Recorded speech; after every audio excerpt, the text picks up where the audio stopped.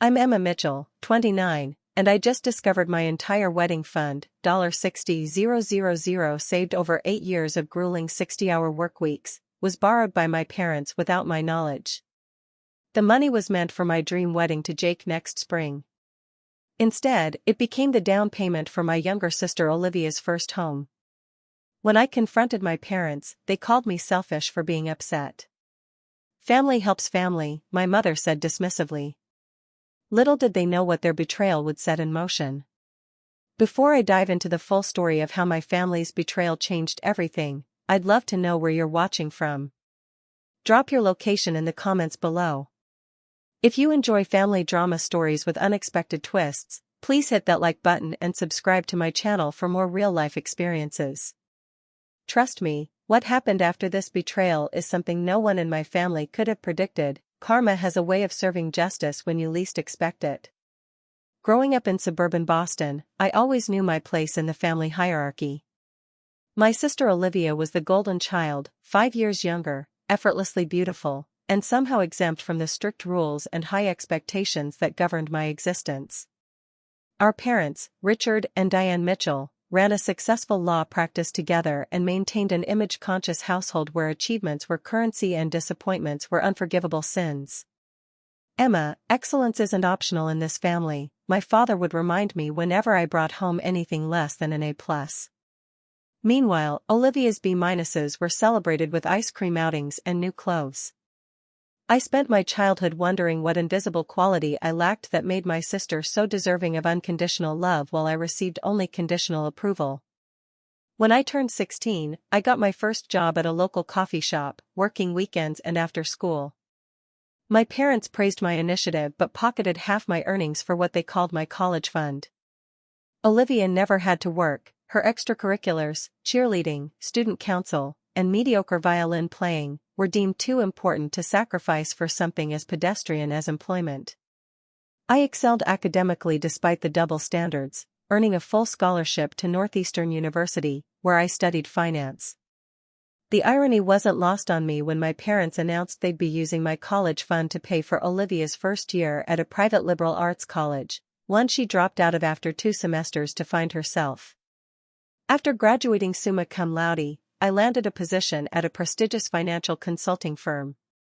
The hours were brutal, but the compensation was substantial. I lived frugally, sharing an apartment with 2 roommates and brown-bagging lunches while my colleagues splurged on upscale restaurants and designer clothes. Every month, I diligently transferred a portion of my salary into a separate savings account, my wedding fund. Jake entered my life during a rare night out with friends at a charity gala. He was charming, ambitious, and refreshingly genuine in a world of corporate pretense. As our relationship deepened, we discussed our future together, including our dream wedding. Both of us being practical people, we agreed to wait until we had saved enough to celebrate properly without going into debt. "You're so responsible, Emma," my mother commented when I mentioned our plans. "Unlike your sister, who changes boyfriends more often than hairstyles." I should have recognized the backhanded compliment for what it was, another comparison designed to reinforce our assigned roles. Responsible, practical Emma versus free-spirited, passionate Olivia.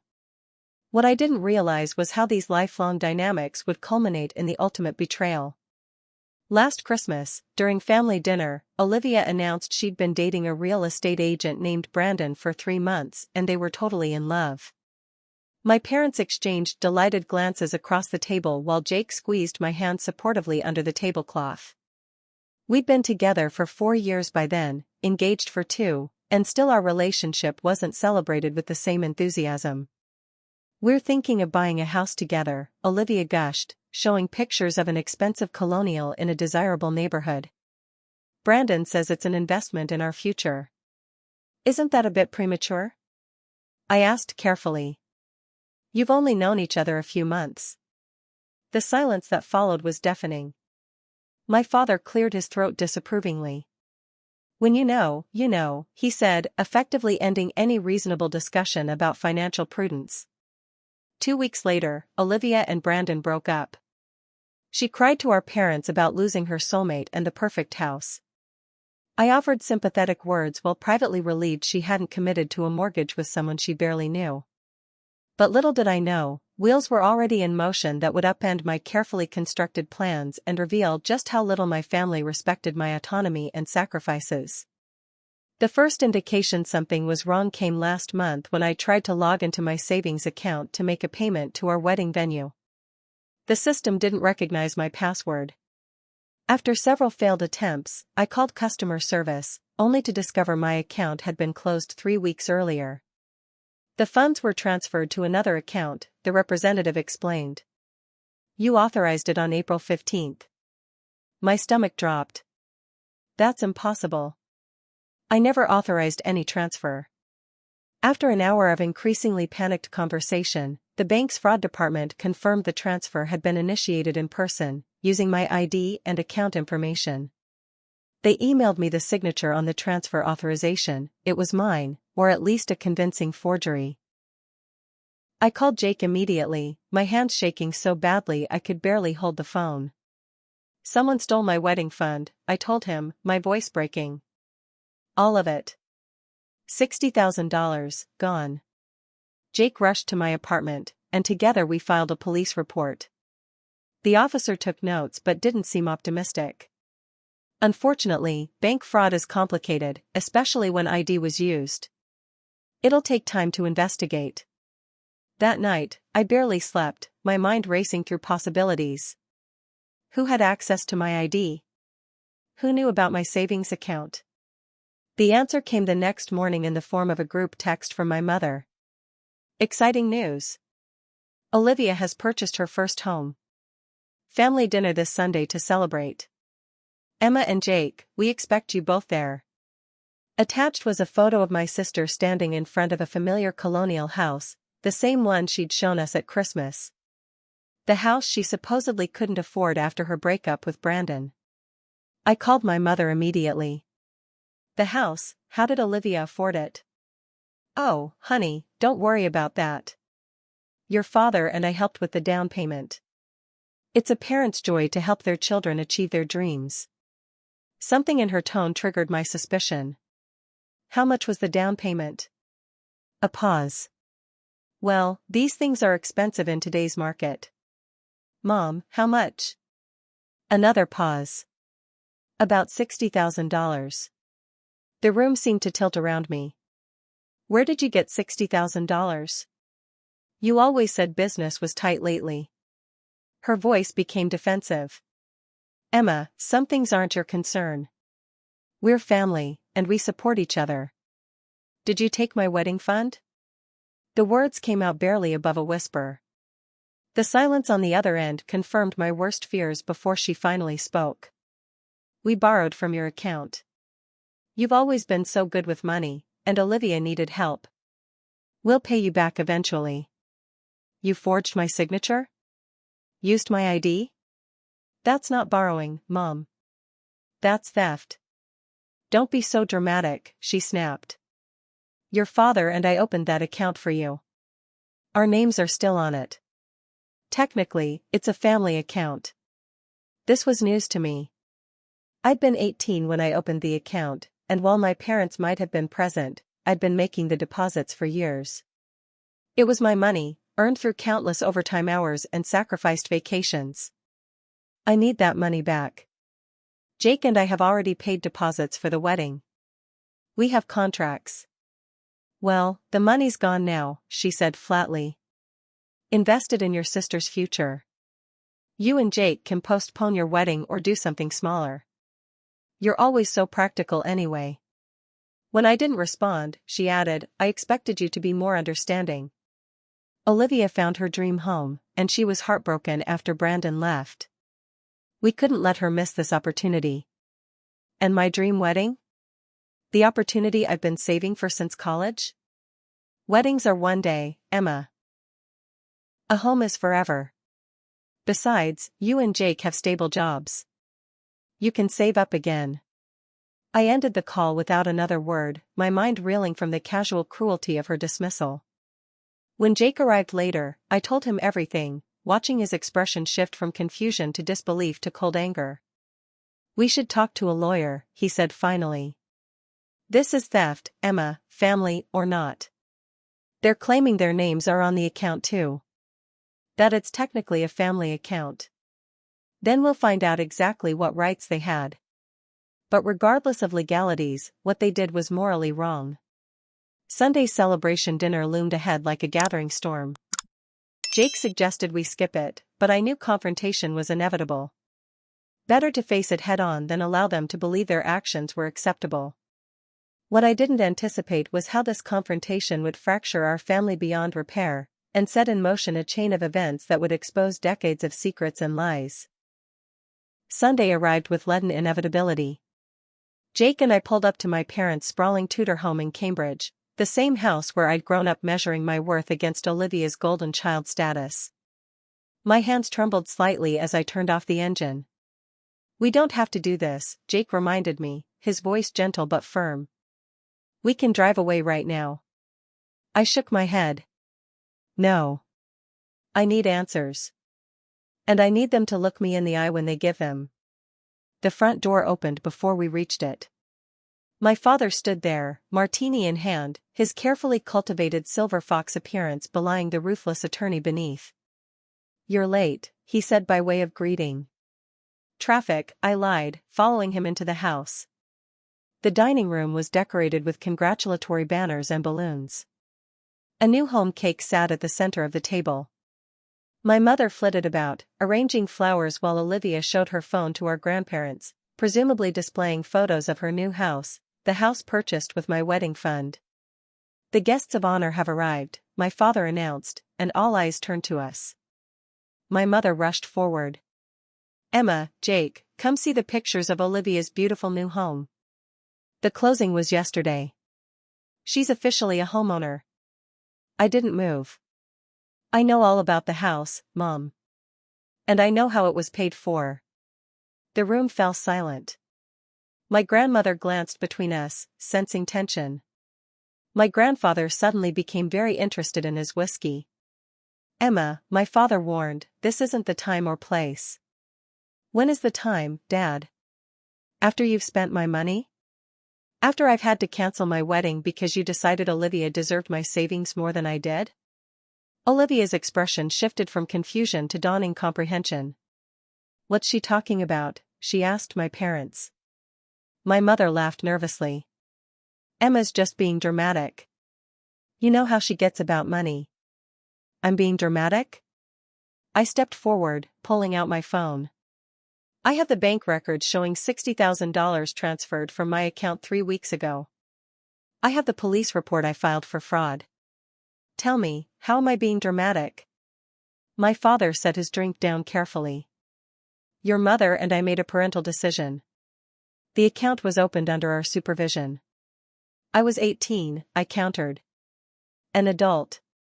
And I've made every deposit since then. Over 8 years of saving. What's going on? Olivia interrupted, looking increasingly distressed. I turned to her. Our parents took my wedding fund, all $60,000 of it, to buy you that house. Without asking me. Without telling me. Olivia's face paled. That can't be true. Mom? Dad? We were going to discuss it with Emma, my mother said defensively. But she's always been so rigid about money. We knew she wouldn't understand. Understand what? Jake spoke for the first time, his normally calm voice edged with anger.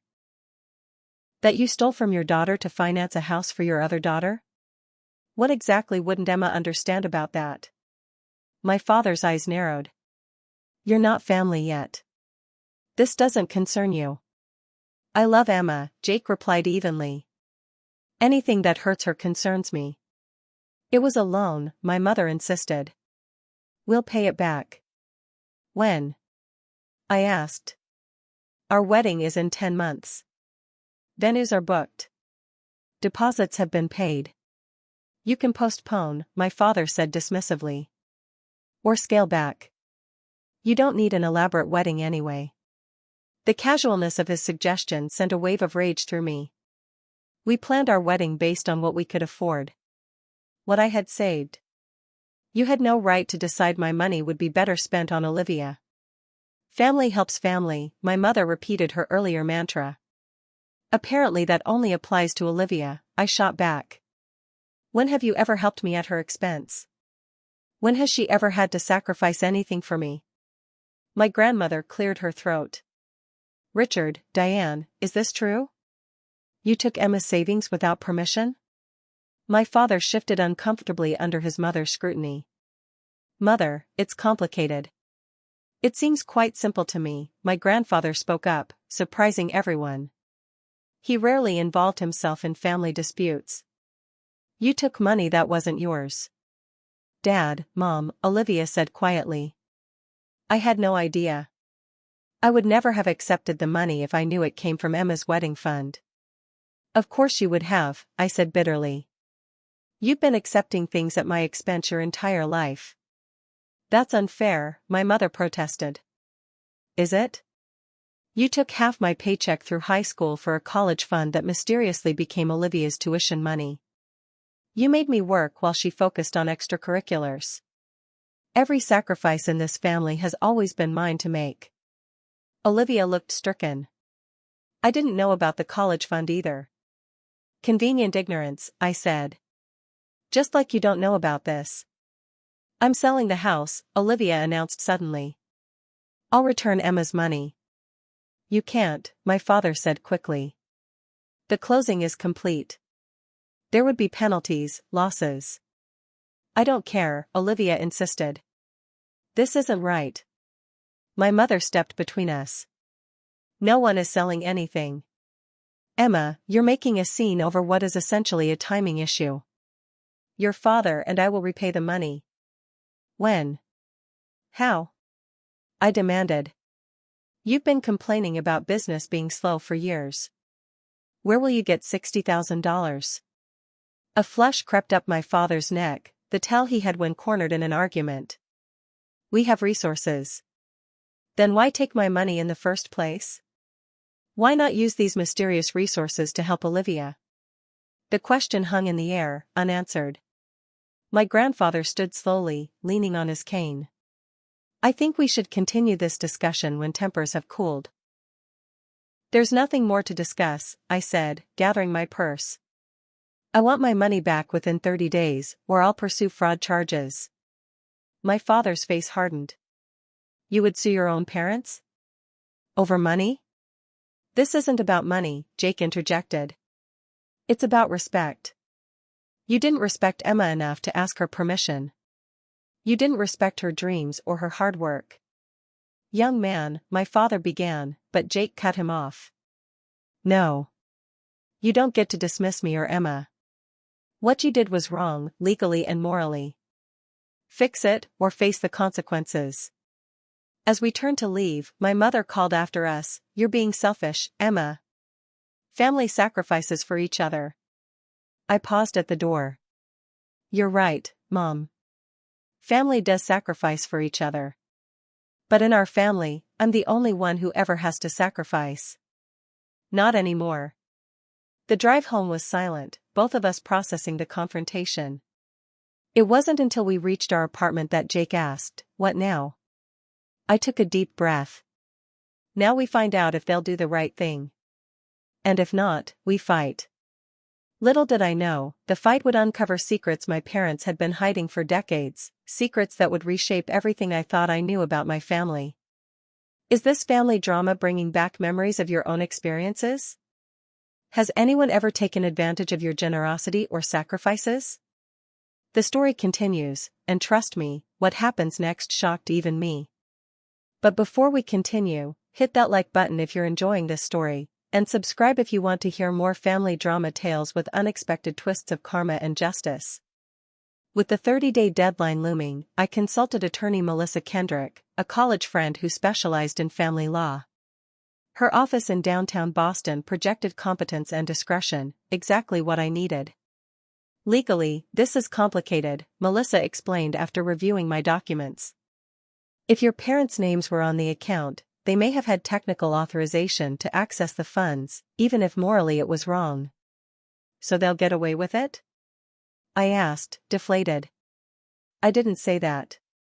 Melissa tapped her pen thoughtfully. The signature forgery is concerning, as is using your ID. That crosses into potential criminal territory. But before we go nuclear with fraud charges, let's investigate further. Family cases get messy fast. She recommended a financial investigator named Ray Torres. He's thorough and discreet. If your parents have hidden assets or aren't being truthful about their finances, he'll find out. Jake was supportive but concerned. Are you sure you want to dig into your parents' finances? What if you find something you'd rather not know? His question was prophetic, but I couldn't see it then. I just want my money back, I insisted. And for them to acknowledge what they did was wrong. Ray Torres worked quickly. Within 2 weeks, he requested a meeting. His expression was grim when we sat down in Melissa's office. I've found some irregularities, he began, opening a folder. Your parents' law firm isn't struggling as they've claimed. In fact, they've had several substantial settlements in the past year. Their financial situation is quite robust. This contradicted years of comments about tight budgets and difficult financial times, excuses they'd used whenever I needed help but readily forgotten when Olivia wanted something. There's more, Ray continued. I traced the movement of your $60,000. Only $40,000 went toward Olivia's house down payment. What about the other $20,000? Jake asked. Ray slid a document across the table. It was transferred to an account under the name Mitchell Family Trust. This trust has existed for 15 years and contains substantial assets, approximately $1.2 million. I stared at the statement, uncomprehending. My parents have $1 million trust? Why would they need my wedding fund? That's where it gets interesting, Ray said. The trust has 2 beneficiaries, Diane Mitchell and Olivia Mitchell. You're not listed anywhere. The revelation hit like a physical blow. My own parents had established a trust that excluded me while including my sister. For 15 years, since I was 14 and Olivia 9, this financial disparity had been formalized in legal documents. There must be some mistake, I whispered, though deep down, it made perfect sense. It was just a more official version of the favoritism I'd experienced my entire life. No mistake, Ray confirmed. I double-checked. Furthermore, your parents have made regular deposits into this trust, including funds that match the college savings they collected from your high school job. Melissa leaned forward. Emma, this changes things legally. If they'd been systematically favoring Olivia financially while taking your earnings, we could make a case for financial abuse of a minor for the high school period. I don't want to sue my parents, I said automatically, then paused. I just want what's mine. There's one more thing, Ray said hesitantly. While investigating the trust, I found reference to another account, an educational trust established by your maternal grandparents. According to the documents, they set up equal trusts for both grandchildren when you were born. I never received any money from my grandparents for education, I said, confused. That's because the funds were redirected, Ray explained. Your parents were trustees and had legal control until you turned 25. Your portion, approximately $50,000, was merged into the Mitchell Family Trust when you were 16. The implications were staggering. Not only had my parents taken my wedding fund and high school earnings, but they'd also diverted an inheritance meant specifically for me into a trust that benefited only themselves and Olivia. This is theft, Jake said quietly. Not just of the wedding fund, but of Emma's inheritance and earnings. Melissa nodded. We have enough here to file charges or a civil suit. But I'd recommend one more step first, a formal demand letter outlining everything we've discovered and requesting full restitution. Sometimes, the threat of exposure is enough to resolve these situations. The letter we drafted was comprehensive and damning. It detailed the unauthorized transfer of my wedding fund, the misappropriation of my high school earnings, and the diversion of my grandparents' educational trust. It demanded full restitution of $130,000, the combined total of all funds rightfully mine, within 14 days, or legal proceedings would commence. Ray personally delivered the letter to my parents' home. 3 days later, my phone rang. It was my grandmother. "Emma, dear, we need to talk." "Not at your parents' house. Somewhere private." We met at a quiet cafe near the public garden. My grandmother looked older than I remembered, the lines in her face deeper, her normally perfect posture slightly stooped. "Your grandfather and I received a troubling call from your father," she began without preamble. "He claims you're threatening to sue them over a misunderstanding about money." "It's not a misunderstanding," I said firmly. "They took my wedding fund without permission. And I've discovered they've been financially favoring Olivia for years while taking money that was rightfully mine." I showed her copies of Ray's findings. As she read, her expression darkened. "The Educational Trust," she said finally. "Your grandfather and I established that when you were born. Equal amounts for you and later for Olivia. Your parents assured us you'd received your portion for Northeastern." "I got a merit scholarship to Northeastern," I told her. "I never saw a penny from any trust." My grandmother's hands trembled slightly as she folded the papers. "Your grandfather needs to see this. There are implications beyond what you know." "What implications?" She hesitated. "It's not my place to say. But this financial favoritism toward Olivia, it has a history. A reason. Not a good one, but a reason nonetheless." "What reason could justify stealing from one child to benefit another?" "Come to our house tomorrow at noon," she said, standing. "Bring Jake and your lawyer if you wish. There are things you should know, things I've kept silent about for too long." As she left, I couldn't shake the feeling that whatever revelations awaited would fundamentally alter my understanding of my family. The financial disparities were just symptoms of a deeper dysfunction, one with roots stretching back before I was born. I called Jake immediately. "My grandmother wants to meet tomorrow. She says there's more to the story." "More than financial fraud and favoritism?" he asked. "What could be worse than that?" "I don't know," I admitted. "But I'm afraid we're about to find out." That night, I barely slept, my mind churning with possibilities.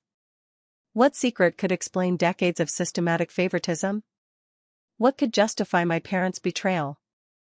And most troubling of all, what truth was my grandmother finally ready to reveal? Wow, I can feel the tension building. Are you still with me on this wild family drama journey? This story has so many twists and turns coming up that I'm excited to share with you. If you're enjoying this tale of family betrayal and the search for justice, please hit that like button. It really helps my channel grow. And if you want to be notified when I post more stories like this one, don't forget to subscribe.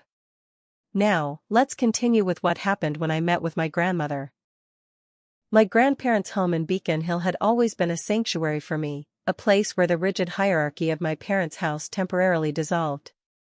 As a child, I'd believed my grandparents loved Olivia and me equally. Now, I wondered if that too had been an illusion. Jake and I arrived precisely at noon. Melissa came separately, maintaining a professional distance while offering moral support. My grandfather opened the door, his normally jovial face solemn. "Emma." He embraced me tightly. "I'm so sorry for what's happened." The living room was formally arranged, like a meeting rather than a family gathering. My grandmother sat in her favorite armchair, back straight despite her age. Beside her, surprisingly, sat Olivia, eyes red-rimmed from crying. "What is she doing here?" I asked, tension immediately flooding my body. "I asked her to come," my grandmother said firmly. "What I have to say concerns both of you." Olivia wouldn't meet my eyes. "I didn't know about the money, Emma. I swear. I've listed the house for sale." Under different circumstances, I might have believed her, might have felt a flicker of sympathy. But decades of being second best had hardened something in me. "Let's focus on why we're here," Melissa suggested diplomatically. My grandmother nodded. "First, you should know your parents won't be joining us. They refused my invitation, claiming this is family business that shouldn't involve outsiders." She glanced apologetically at Jake and Melissa. They're right about one thing, my grandfather added. This is family business. Just not in the way they mean. My grandmother took a deep breath. Emma, what I'm about to tell you should have been shared years ago. Your grandfather and I have had many arguments about keeping this secret, but we ultimately deferred to your parents' wishes. That was a mistake. She opened a drawer in the side table and removed a thick envelope, yellowed with age. Your mother was married before she met your father. This was unexpected. Mom was married before? Briefly. To a man named Thomas Kendall. She was 19, he was 22. It lasted less than a year before they divorced.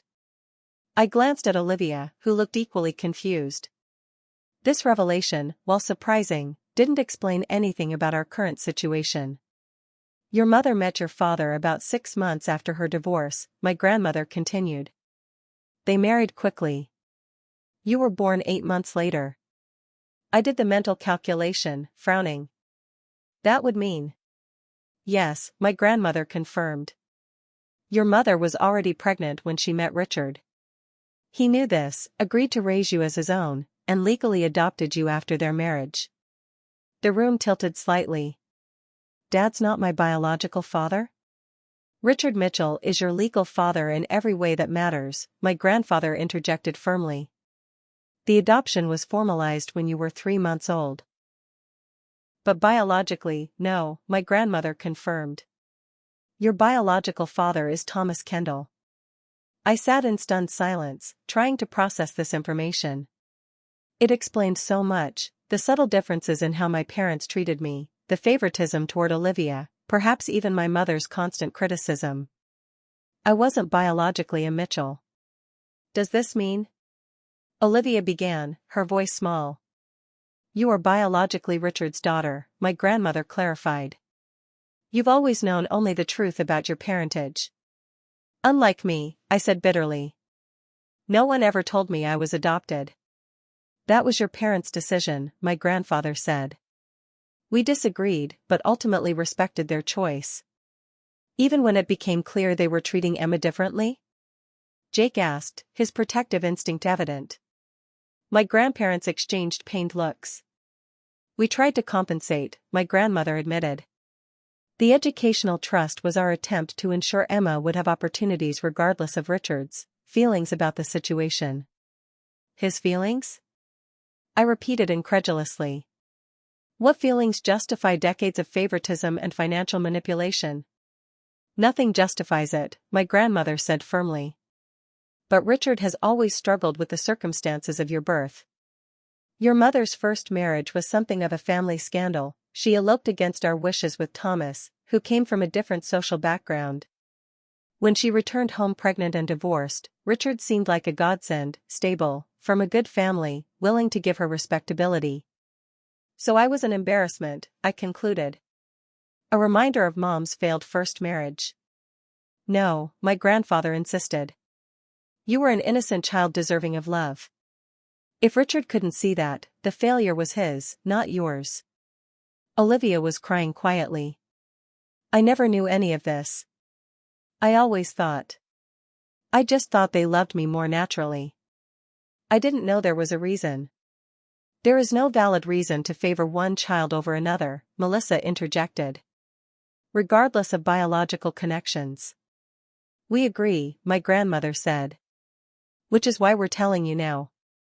The financial disparities Ray uncovered are inexcusable, but they're symptoms of a deeper issue, one your parents have refused to address for nearly 30 years. What about my biological father? I asked. Thomas Kendall. Is he still alive? Did he ever try to contact me? My grandmother hesitated. Thomas didn't know Diane was pregnant when they divorced. She never told him. As far as we know, he's still alive, but we haven't had contact in decades. So he has no idea I exist? No, my grandfather admitted. Another decision we disagreed with but ultimately accepted.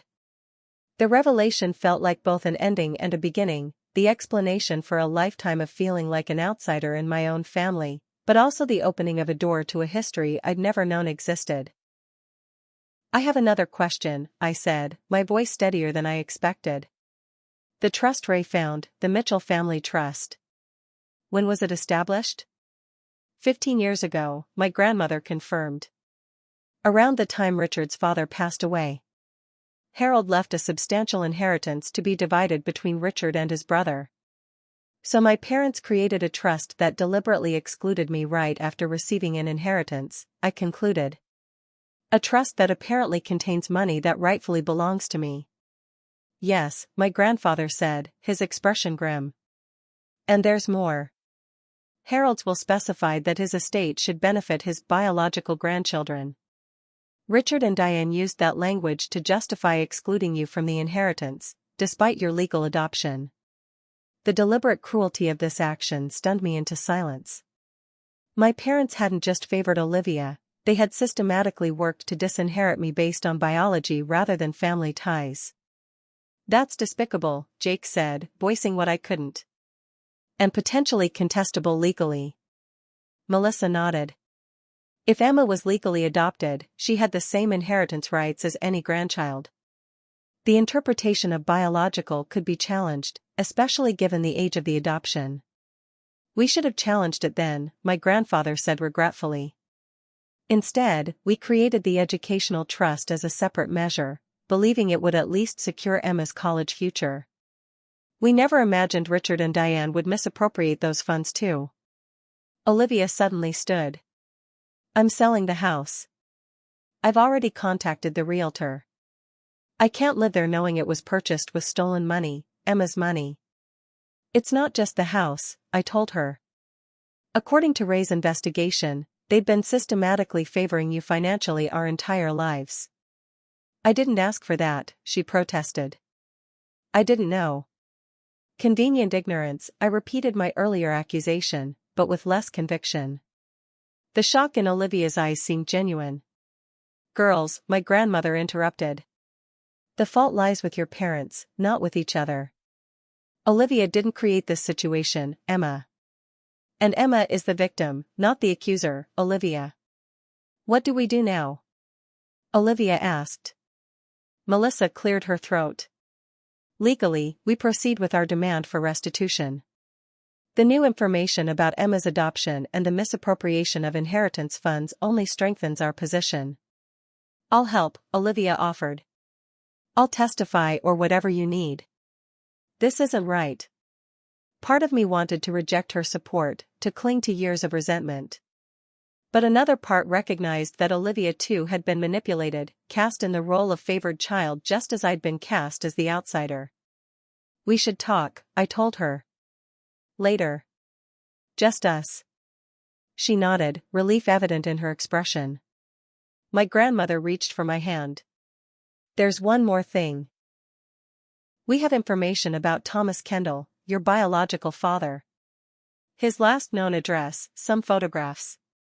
If you want them. Did I want them? I wasn't sure. The ground beneath my feet felt unstable enough already. But knowledge, however painful, was preferable to ignorance. Yes, I said finally. I want to know everything. As we left my grandparents' home that afternoon, I carried more than just a manila envelope of information about a stranger who shared my DNA. I carried the understanding that my family's betrayal ran deeper than money, it was rooted in decades of deception and deliberate exclusion. The legal battle ahead seemed both more complicated and more necessary than ever. This wasn't just about my wedding fund anymore. It was about justice for years of calculated discrimination. And perhaps, eventually, healing. Are you okay? Jake asked as we drove home. No, I admitted. But I will be.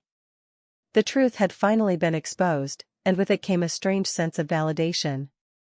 The inequality I'd felt my entire life wasn't imagined, it was deliberate, systematic, and rooted in circumstances beyond my control. As painful as the revelation was, it was also freeing.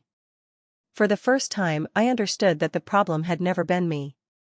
This family revelation has completely changed my perspective on everything I thought I knew.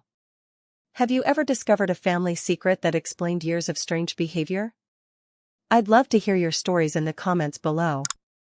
If you're finding value in this journey of discovery and justice, please hit that like button and subscribe to see how this all unfolds. The next part contains some of the most shocking developments yet. The demand letter from Melissa gave my parents 14 days to respond. On day 13, my father called. "We need to talk," he said, his voice uncharacteristically subdued. "Your mother and I would like to meet." "Just family." "My fiancé and lawyer are my family now," I replied coolly. "They'll be accompanying me to any meeting." He sighed heavily. "Fine. Tomorrow evening at our house." "Neutral ground," I countered. "Melissa's office at 3 p.m. Another sigh. Agreed. The conference room at Melissa's firm felt appropriately formal for what would be either a resolution or a declaration of war. Jake sat beside me, a silent pillar of support. Melissa arranged her documents with methodical precision while we waited. My parents arrived exactly on time, my father in his court suit, my mother in pearls and a designer dress, armor for what they must have known would be a difficult conversation. To my surprise, they were accompanied by my uncle Robert, my father's brother and law partner. "Robert is here as our legal counsel," my father explained stiffly. Melissa nodded professionally. "Shall we begin?" My father cleared his throat. "Before we proceed with legal discussions, we'd like to speak to Emma privately." "Anything you have to say can be said in front of Jake and Melissa," I insisted. My mother's perfectly composed face showed a flicker of irritation. "This is family business, Emma." "My stolen wedding fund is family business?" "The educational trust you diverted is family business?" "The inheritance you deliberately kept from me is family business?" Each question increased in volume until I was nearly shouting. Jake placed a calming hand on mine. I took a deep breath. "Your grandparents had no right to reveal private family matters," my father said tersely. "They had every right," I countered. "Someone needed to tell me the truth after 30 years of lies." My mother glanced at Robert, who nodded slightly. "We made certain decisions we felt were in everyone's best interests," she began. "Whose best interests?" Jake interjected. "Certainly not Emma's." "Young man," my father started, but Melissa interrupted. "Let's focus on the legal matters at hand. My client has demanded restitution of approximately $130,000, representing funds wrongfully taken or diverted from her over the years. Do you intend to comply with this demand?" Robert leaned forward. "We've reviewed your letter and the accompanying documentation. While we dispute some of the characterizations, my brother and sister-in-law are prepared to offer a settlement." "How generous," I said sarcastically. My father's jaw tightened. "We're prepared to return the $60,000 wedding fund immediately, plus an additional $20,000 in consideration of the misunderstanding." "Misunderstanding?" I repeated incredulously. "You forged my signature and stole my money." "That's not a misunderstanding, it's fraud." "Emma," my mother said placatingly, "we've always wanted what's best for you." "No," I said, surprised by the calmness in my voice. "You've always wanted what's best for Olivia. I was an obligation, a reminder of your scandalous first marriage. You've spent my entire life ensuring I knew my place." My mother blanched. "That's not true." "Isn't it?" "The educational trust from my grandparents. My high school earnings. The Mitchell family trust that deliberately excluded me. The pattern is clear." Robert cleared his throat uncomfortably. "Regardless of past history, my clients are offering $80,000 to resolve this matter completely." Melissa smiled thinly. "My client's demand was for $130,000, representing all funds wrongfully taken or diverted. Additionally, we're prepared to challenge the structure of the Mitchell family trust, which we believe deliberately and improperly disinherited Emma despite her legal adoption." My father's face reddened. "You would drag family matters through the courts? Create a public spectacle?" "You created this situation," Jake said quietly. "Not Emma." "We could countersue," my father threatened. "The account was technically a joint account." We had legal access. Then why forge Emma's signature? Melissa asked mildly. If your access was legitimate, that wouldn't have been necessary. A tense silence followed. Finally, Robert spoke. Perhaps we should consider revising our offer. Perhaps you should, Melissa agreed. After 30 minutes of negotiation, they agreed to my full demand, $130,000, to be transferred within 3 business days. Additionally, they would revise the Mitchell Family Trust to include me as an equal beneficiary. Is there anything else? My father asked stiffly as Robert drafted the agreement. Yes, I said. An explanation. A real one. You owe me that much. My parents exchanged glances. My mother spoke first. When I met your father, Richard, I was young, pregnant, and desperate. My first marriage had been a disaster. Thomas was unstable. Charming but unreliable. When he discovered I was pregnant, he left. This contradicted what my grandmother had told me. I thought he didn't know about the pregnancy. My mother's expression flickered. He suspected. We argued about it. He didn't want children. So you lied to everyone, I concluded. Including your own parents. She didn't deny it. Richard offered stability, respectability. He agreed to adopt you, to give you his name. It seemed like the perfect solution. Except you never told me. You let me believe he was my biological father my entire life. We thought it was better that way, my father said. Cleaner. Less complicated. For whom? Not for me. It became difficult, my father admitted reluctantly. Looking at you every day, raising another man's child. I tried, Emma. But when Olivia was born. She was yours biologically, I finished for him. So she deserved preferential treatment? More love? More financial support? It wasn't conscious, my mother insisted. We never set out to treat you differently.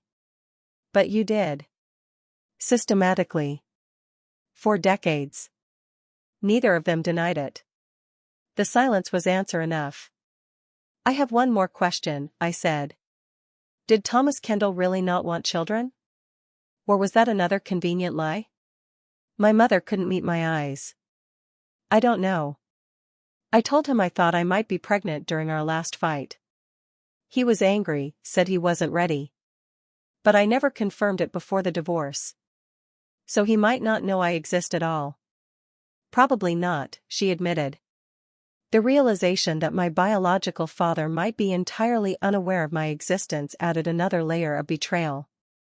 Not just from my parents, but from the universe itself, denying me even the possibility of knowing half my biological heritage.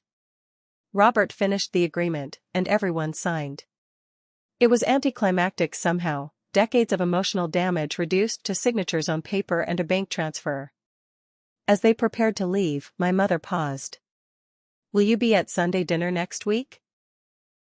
The question was so disconnected from reality, so indicative of her inability to grasp the magnitude of what had happened, that I actually laughed. No, Mom. I won't be at Sunday dinner. Not next week. Not ever. Emma, my father began, but I cut him off. You've made your choice clear for 30 years.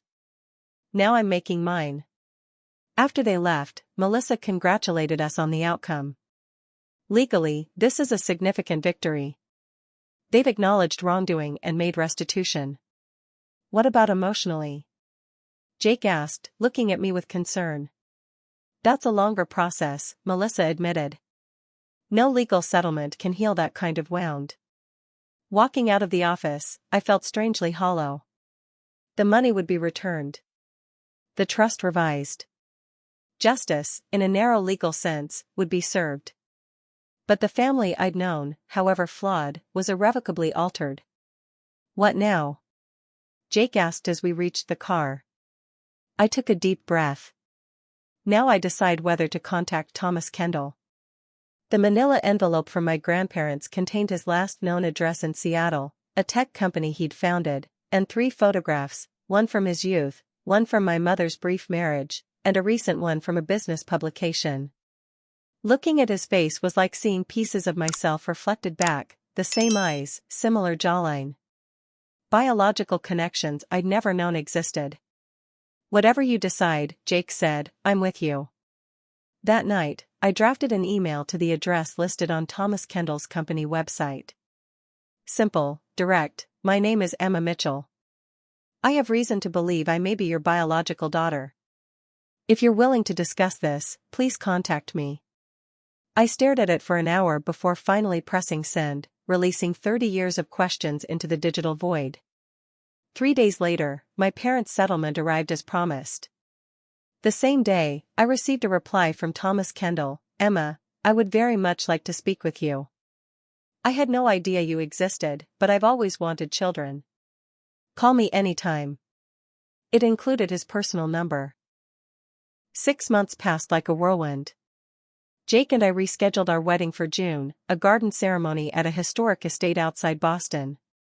With the returned funds plus my parents' additional payment, we were able to create the celebration we'd originally envisioned. My relationship with Olivia transformed in unexpected ways.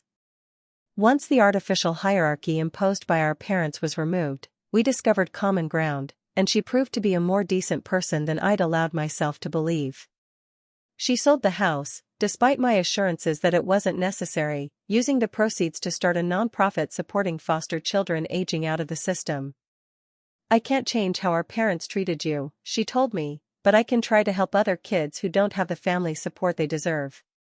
I invited her to be a bridesmaid in our wedding. She accepted with tears and genuine gratitude. My parents were not invited. The legal settlement had resolved the financial aspects of their betrayal, but the emotional breach remained too raw, too deep. My grandmother would walk me down the aisle instead, the person who had finally broken decades of silence to give me truth. The most profound change came from my correspondence with Thomas Kendall. After several long phone calls, I flew to Seattle to meet him in person. He was nothing like I'd imagined, warm, creative, with a self-deprecating humor that mirrored my own. "Your mother told me she might be pregnant during our last fight," he confirmed. "But she filed for divorce immediately after, and I never heard from her again. I called her parents once, trying to find out if there had been a baby, but they said there wasn't." Another lie in a tapestry of deception. "I would have wanted to know you," he said, his eyes, my eyes, filled with regret for lost decades. "I would have been part of your life." He showed me photos of his current family, a wife of 15 years, 2 teenage stepchildren he'd helped raise. "They're excited to meet you," he said. "If you're open to that." I was. The family I'd known had been built on lies and favoritism. The opportunity to build new relationships based on honesty and mutual respect was healing in ways I hadn't anticipated. Thomas and his family flew to Boston for the wedding. It was strange and wonderful to see him seated in the front row, watching with unmistakable pride as my grandmother escorted me down the aisle to Jake. During the reception, Thomas approached me, champagne in hand. "I have something for you," he said, handing me an envelope. "It's not a traditional wedding gift, but I thought it might be meaningful." Inside was a trust document. He'd established an educational fund for our future children, Jake's and mine, with a letter explaining his regret at missing my childhood and his hope to be present for the next generation. "You didn't have to do this," I told him, deeply moved. "I know," he said simply. "I wanted to. Family helps family. The right way, with love and respect, not manipulation and control." His words were a healing counterpoint to my mother's dismissive family helps family justification for taking my wedding fund. As the celebration continued around us, Jake found me for a quiet moment. "Happy?" he asked. "More than I thought possible," I admitted. 6 months ago, I was fighting to get my wedding fund back. Now I've gained a father, rebuilt my relationship with my sister, and I'm married to the most supportive man in the world. Don't forget the legal victory, he added with a smile. Melissa says your case has inspired her to specialize in family financial abuse cases. From tragedy to purpose, I mused. Maybe that's the best revenge, creating something positive from others' cruelty. Later that night, as we prepared to leave for our honeymoon, Olivia caught me in a quiet moment. "I've been thinking about something grandmother said," she told me. "About how we were both manipulated to play certain roles. The golden child and the scapegoat. Neither role was fair to either of us." "No," I agreed. "It wasn't. I'm working with a therapist to understand my part in it all," she continued. "I should have questioned things sooner, should have noticed how they treated you." "We were children," I reminded her. "The responsibility was theirs, not ours." She nodded, then hesitated. "They've asked about you. Mom and Dad. They want to reconcile." I considered this. "Maybe someday. But not yet. I need more time." "I understand," she said. "For what it's worth, I think meeting Thomas has shaken them. Seeing concrete evidence of what they tried to erase all these years. Perhaps that was justice too, forcing them to confront the reality of their choices, the person they'd tried to minimize now standing complete without their approval or support." As Jake and I departed amid a shower of rose petals, I caught a glimpse of my grandmother and Thomas Kendall deep in conversation, two people from different chapters of my life finding common ground in their shared concern for my happiness. Beside them, Olivia laughed with Jake's family, no longer the favored princess but simply another loved one celebrating our joy. The betrayal that had begun this journey, my parents taking my wedding fund for my sister's house, had unexpectedly led to something precious: truth, justice, and a family reconstructed on more authentic foundations. Sometimes karma works in mysterious ways. My parents had tried to diminish me my entire life, to make me less than, to prioritize their biological child while treating me as an inconvenient reminder of a past they wanted to forget. In doing so, they ultimately lost both daughters, Olivia through her disillusionment with their manipulation, and me through my liberation from their control. Meanwhile, I had gained a biological father eager to know me, a sister freed from the golden child burden, and a husband who had stood beside me through the darkest revelations. The wedding they had tried to prevent by taking my savings became more meaningful than I could have imagined, not just a ceremony, but a true beginning. As our car pulled away, Jake squeezed my hand. "Ready for the next chapter?" I smiled, thinking of all we'd overcome and all that lay ahead. "Absolutely. Wow, what a journey this has been to share with you all. I never expected my story of family betrayal would turn into such a powerful lesson about truth, justice, and rebuilding. Has anyone else experienced a family secret that actually led to something positive once it was revealed? I'd love to hear your stories in the comments below. If you found value in this story about standing up for yourself and finding unexpected family connections, please hit that like button. It really helps my channel reach others who might be going through similar situations. And don't forget to subscribe for more real-life stories with surprising twists and important life lessons. Share this video with someone who might need to hear that sometimes family isn't just who you're born to, it's also who you choose and who chooses you back. Thank you all so much for listening to my story of family karma and justice. Remember, sometimes what seems like the worst betrayal can lead to your greatest blessings if you have the courage to seek the truth.